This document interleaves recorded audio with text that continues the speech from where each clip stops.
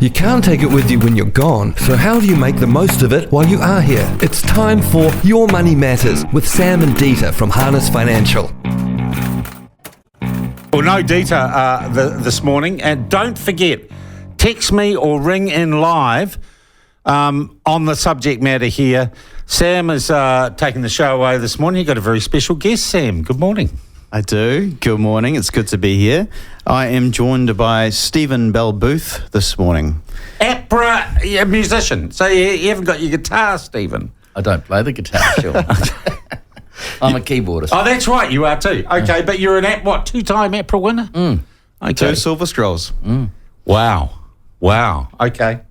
But you're not here to talk music. Well, we could.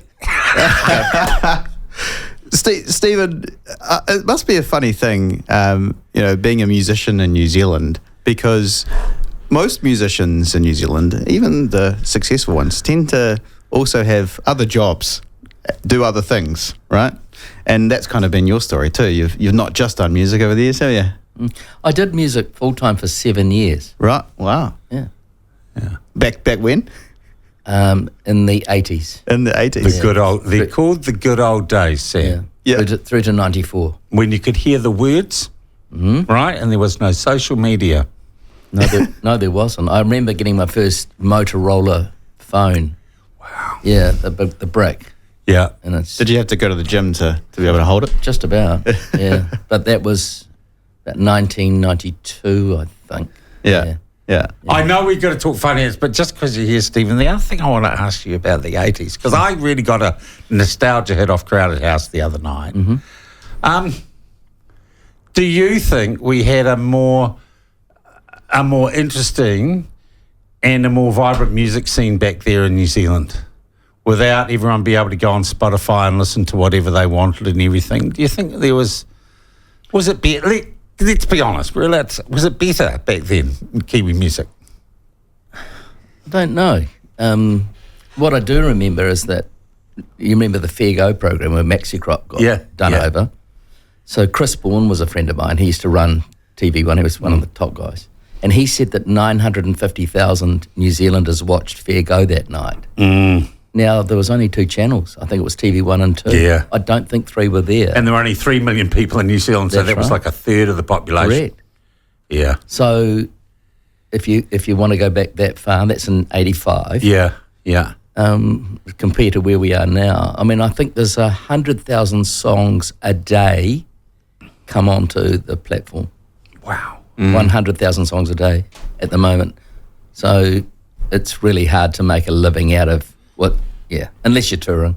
Yeah, okay. And so much diversity in the music these days, and also so much distraction. You used to be a super fan of 1 or 2 bands, but now it's just like, new song, All right, well, I've got to hold you back on track. You're here to talk money matters. and you're going to tell us what the link here is with Stephen, and we're going to figure it out at some stage. Yeah. Well, Stephen is very dear to me, not just because he's my great uncle, but also because he's a great friend. And you've been an inspiration to me over the years, especially with regards to music and business. And I wanted to bring you on today to talk about a few things. Firstly, Steve and I admire your love for New Zealand's agricultural sector. And I know you want to talk a little bit about that. You've been, and your firm's been a client for a number of years. We want to talk a little bit about that. And also just want to talk about what it looks like to build a healthy culture in a business. Stephen, can you tell us a little bit about your business, Bell-Booth Limited? What is Bell-Booth Limited? Bell-Booth Limited has 40 employees. We are we're a significant player in the dairy industry, right. Primarily involved with dairy farms. We make a range of products. There's about 11,400 dairy farmers, and we know 8,600 of them. So we deal with a lot of farms. We introduced a product in New Zealand called Dosatron. It's a French product, and most dairy farms have got a Dosatron. And now our latest thing is robotic calf feeding. We represent a German company, and robotic calf feeders are just fantastic. They take the back breaking part out of it, And yeah. Wow. Yeah, well, I mean, dairy contributed 11.3 billion to New Zealand's GDP in the financial year 23, which represents 3.2% of total GDP.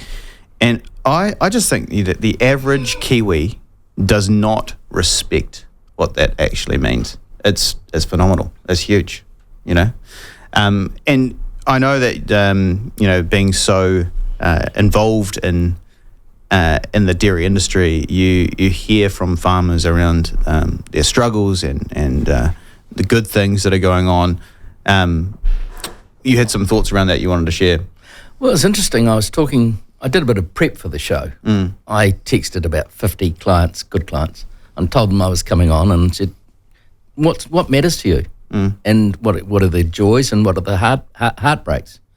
And one of my friends who's got a beautiful farm on the West Coast, it's one of the nicest farms in New Zealand, Murray and Gay Coates.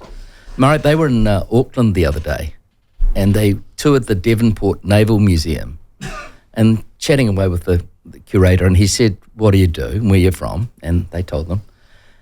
And when he said he was a dairy farmer, the guy said, hey, I just want to thank you for the job you do. You guys are the backbone of New Zealand. And that absolutely blew Murray and Gay away because they work hard, but they have been concerned about the disconnect between rural and urban.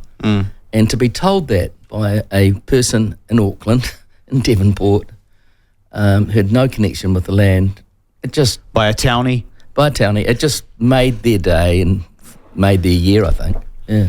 And Sean, a huge number of platform listeners are farmers. Yeah, we've got our provincial listenership is as big as our urban listenership. That's phenomenal. And also people who are connected through family and stuff back to provincial parts of New Zealand. And it's really, so I was just thinking about you, Stephen, you are obviously, clearly, music was a small part of your career. You're fundamentally a business person and a person involved in the primary sector.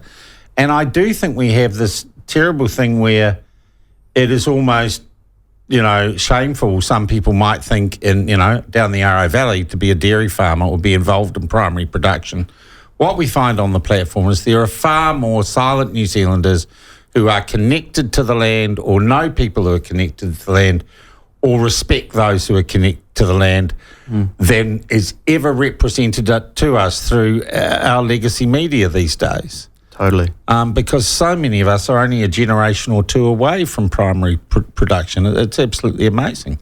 And I'd sit here thinking about you, and I would know you as a musician, but in fact you are a business person, and you're a business person involved in serving one of the most productive sectors, bar none, in New Zealand.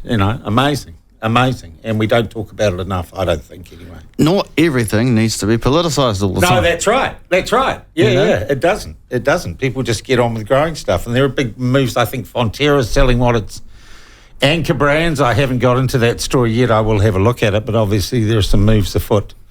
There's some big moves afoot. Hey, Stephen, you had a health event recently, but you're okay now. You said you'd be happy to share a little bit about that. And men's health is it's a big problem in this country. Men don't talk about their health. Would you mind sharing a little bit about that? Fine. Last year, I always have a blood test every year. I think it's important, and I have been watching my PSA levels. And I think every man over 50 should have a yearly blood test. And my PSA levels went up, and in November of last year, I saw my specialist, and he said, we better spring into gear. And I had an enlarged prostate. Look, the long and short of it was when he opened me up, I had stage 3 cancer. And I thought it would be stage 1 because of just the way we'd been watching levels go a little bit, then they sort of spiked. And so I had, on the 13th of February, I had my prostate out. And it went okay? The surgery went okay? Oh, surgeon's fantastic. Yeah? He's an amazing guy. Yeah. And it was done at Crest Hospital in Palmerston North. I was in for 3 days. Yeah. And then recovered, and here I am. But things could have been different, hey? If you weren't vigilant like you were. I think one of the things I've learned is if I said, "G'day Sam, how are you?" You respond, "Well, Sean, how are you?" And you say, "I'm good." But unless you know your blood tests, you may not be good. And it's so important for every male to just make it a religious, an annual thing. And look, you're a younger guy, Sam. I'm identifying with you. I've got some friends who have got the cancer and they haven't managed to deal with it yet. One of them, several years down the track now, is only meant to last 9 months. But there is no shame as you get older. And in fact, they're quite sometimes humorous conversations. More and more I find with my mates that I go fishing with and stuff, we end up talking about, what's wrong with you, what the doctor said, why you're a bit slow on this, what's happened to the knees. And it's nothing to be ashamed of. It doesn't mean you're less of a man or you're not macho. It just means that that's the reality of life, Stephen. And there's no point in being proud about it. And I think I probably have only got this since I had a heart attack a few years ago. You just got to accept the march of time and embrace it. And if you enjoy the company of your mates, it's healthy to talk about what's wrong with you or what might not be healthy with you. Hey, Stephen, it really is. Yeah, and also when you share it with other guys, like one of my friends yesterday, I had to make a dash trip to Waipukurau yesterday. And I just know when he asks me some questions, because he knows about it. Yeah. He's generally, you can sort of tell by the conversation that you know that your mate's going through some issues. And he was surprised to see how good I was. He said, "You look well." I said, "I am. I'm in the clear at the moment." So that's good. Yeah. Well, I praise God that you're okay, and it's been a pleasure to look after Balbooth insofar as their health insurance plan. And I know that using your health insurance was helpful. During that time. That's the thing too, the public system. Yeah, I wonder when you're actually going to get down to business. Well, Sam, I said, "Oh, God, he's got to have a pitch in here somewhere." Harness Financial provides health insurance advice. You should get health insurance advice. Yeah. Yes. But the public system is a disaster. We know that. We see it all the time. And unless you're prepared to go private out of your own pocket, or unless you've got health insurance in place, it can just be a complete disaster. You're not the only person at Balbooth that has been able to utilise the health insurance, though. No, the health insurance has been a very big part of our staff morale. You talk about health and safety, those two words.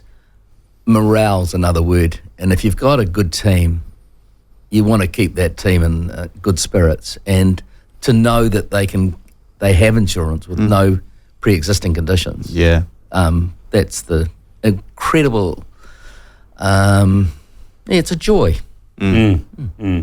And you've got some amazing deals, and I know I've been slack because I've had one of those years in business. I still want to talk to you about a group scheme for our people. You've got some pretty amazing offers because... Be on his case, Ben. Yeah, but Ben thinks he's bulletproof, mate. Ben is young enough to still think he's, nothing's ever going to go wrong. Look at those guns. Yeah, that's right. But you've got some amazing offers for people and for group health insurance and businesses, haven't you? Yeah, well, in general, if you have more than 5 staff, ideally more than 15 staff, all your staff can get covered for pre-existing health conditions, and at a really good price too. Yeah. In addition, you're looking after your staff and you're looking after your firm. The other thing we've done quite a bit of work on as well is key person cover, Stephen. And I remember it was about 7 years ago, your CFO pulled me in to look at a policy and review it, and it hadn't been reviewed by the current advisor for many years, and it was costing you guys about 15 grand more than it should have been costing you. This is the thing. You've got to review your stuff. Okay, and you've got to keep it up to date, and you've got to go to someone who does that for a business and say, I'm getting the best deal I can, right? Because rollover doesn't always work. If people want to review health insurance for their business or talk about getting cover for their staff, how do they get in contact with you? 027 3344 812 is my number, Sam Rees Thomas, and any fan mail for Stephen can go to his Facebook page. Yeah. Stephen, I want to ask you, these automatic cow feeders, I love tech, right? It sounds to me, so your company gets licenses, I presume, for some of the best ag tech in the world from overseas, and you facilitate that getting out onto New Zealand farms, right? Do we also have our own pretty healthy, agricultural robotics sort of development in New Zealand? We do, Yeah. particularly in horticulture. Grape harvesting will be robotic. It'll become robotised. Yeah. Yeah, there's good work going on there. Yeah. How many staff in your business? 40. Wow. Okay. So and you've been doing this a while. Well, I don't run it any longer, thank goodness. Yeah. I'm just an ambassador for the brand now. Yeah. My son, Ben, runs Bell Booth. Okay. And so I'm the delivery boy. You sit at home and play the piano. No, he's on the road most days talking to people. Yeah. Oh, that is great. He's letting the people know all the time. I'd have to ask you, Stephen, do you miss music? And where would you rate the two things, business and music, in your life, Business first. Yeah. A long way. Yeah. But music's great, but it's hard to pay the bills. Yeah. Yeah, unless you do sort of, I don't know, you go full Crowded House or full Pearl Jam or full Coldplay. Do you go to concerts? That's the other thing I want to ask. Yeah, occasionally. Paul Simon was the last one I went to. Well, that's a while. When was that? Would have been 7-8 years ago. Yeah, okay. All right. Greatest concert I've ever been to. Yeah. Yeah, at Auckland at the arena. It was phenomenal. Yeah. Yeah, it was. I just love Paul, love his work. All right. Do you have any plans to do any more music, Stephen? I'm doing another album at the moment. Really? Well, Okay. what's it called? If you want to share. Yeah. Do you want? Yeah, why not? I Okay. feel like I'm getting a little window. Woven Together. Nice. When's that due out? Next year? Okay. Will you come and have a talk about it? Absolutely. Bloody good. Very much a different Harness Financial this morning, Sam. But I've greatly enjoyed it. And Stephen, really nice to see another aspect of you. In fact, truly the more important aspect of you as a person. Absolutely revealing. So thank you for coming in. Absolute pleasure. We could do this more. But if you are interested in financial stuff and someone's texted and says, does Sam do mortgage stuff or just investments? Just insurance and investments, but we can recommend some great mortgage advisors to you. Okay, so if you want to get hooked up, Sam is your guy. Send me a text, I'll sort you out. And harnessfinancial.co.nz. .co.nz. That is the way to get through to them. Your Money Matters with Sam and Dieter from Harness Financial. To make the most out of your money, visit harnessfinancial.co.nz.